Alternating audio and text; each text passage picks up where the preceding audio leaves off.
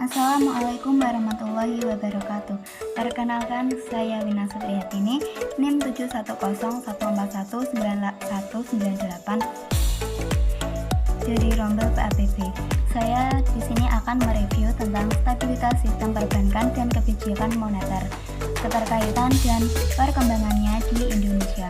Seperti yang kita ketahui, stabilitas sistem perbankan dan stabilitas moneter merupakan dua aspek yang saling berkaitan satu sama lain.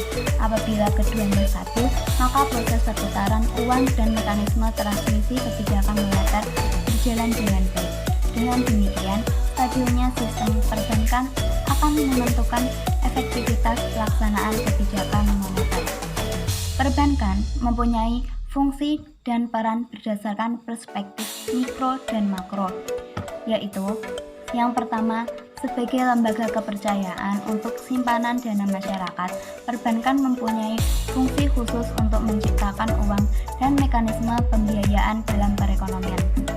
Yang kedua, sebagai lembaga intermediasi keuangan, berfungsi dalam memobilisasi simpanan masyarakat untuk disalurkan kepada dunia usaha. Dan yang ketiga, sebagai lembaga penanaman aset finansial, berfungsi dalam pengembangan pasar keuangan. Keterkaitan kebijakan moneter dengan perbankan terjadi melalui dua tahap transmisi moneter dalam proses perputaran uang. Yang pertama, interaksi antara bank sentral dengan perbankan dalam transaksi di pasar uang yang berkaitan dengan operasi moneter bank sentral dengan manajemen likuiditas oleh perbankan.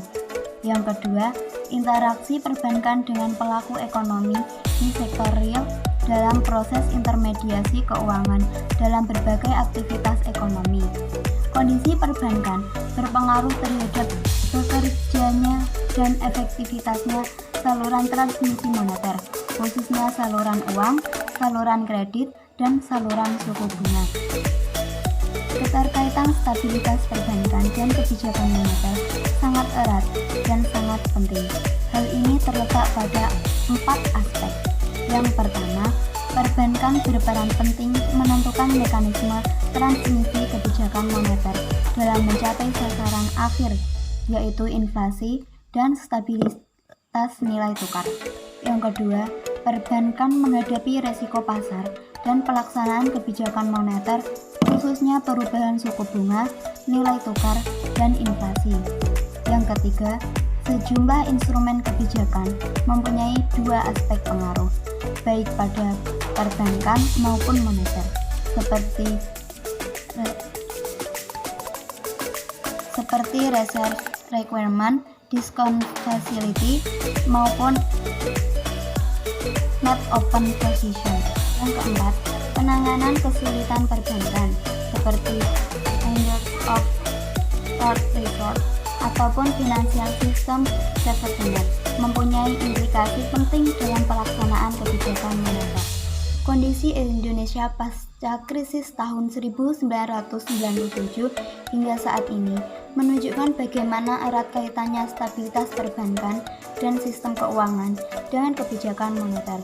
Pada tahap awal krisis tahun 1997 hingga tahun 1998, misalnya industri perbankan Indonesia mengalami berbagai permasalahan struktural sebagai akibat dari krisis nilai tukar atau moneter maupun kondisi internal perbankan sendiri. Berbagai kebijakan yang ditempuh pemerintah dan Bank Indonesia juga tidak mudah dan sering dilematis karena berat dan kompleksitas keterkaitan krisis perbankan dan krisis moneter tersebut. Fenomena credit crunch kemudian terjadi sebagai fenomena disintermediasi keuangan dalam perbankan Indonesia yang menyebabkan efektivitas transmisi kebijakan moneter terkendala. Perbaikan kinerja perbankan secara signifikan mulai terjadi sejak tahun 2000 dengan ditempuhnya serangkaian kebijakan restrukturisasi perbankan dan didukung oleh kebijakan moneter akomodatif Bank Indonesia.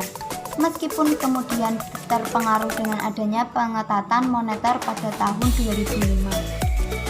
Pentingnya koordinasi kebijakan moneter dan kebijakan perbankan khususnya dan kebijakan di sektor keuangan pada umumnya, ke depan diperlukan berbagai langkah untuk semakin mendorong perbaikan pada kondisi lembaga-lembaga keuangan serta pengembangan produk dan pasar keuangan untuk mengatasi permasalahan disintermediasi keuangan tersebut.